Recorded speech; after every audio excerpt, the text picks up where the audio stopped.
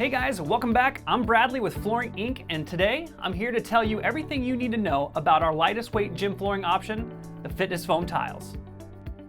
These tiles measure 2 feet by 2 feet and they're available in 3 popular colors: blue, gray, and black. You can choose from 2 thickness options: 3/8 inch for standard lightweight workouts or 1 inch if you need some extra cushioning. Fitness Foam tiles provide excellent insulation, support, and comfort underfoot. They're also 100% non-toxic and are free of any latex or allergens. The simple, puzzle-like edges ensure that these soft foam tiles are easy to install and can be put together anytime, anywhere. With 2 removable edge pieces, each tile can be made into a border, center, or corner piece.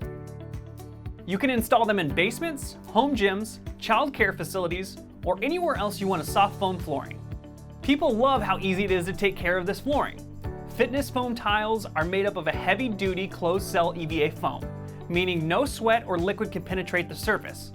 To keep your floor clean, you'll just need to regularly sweep and sanitize, and quickly wipe up any spills.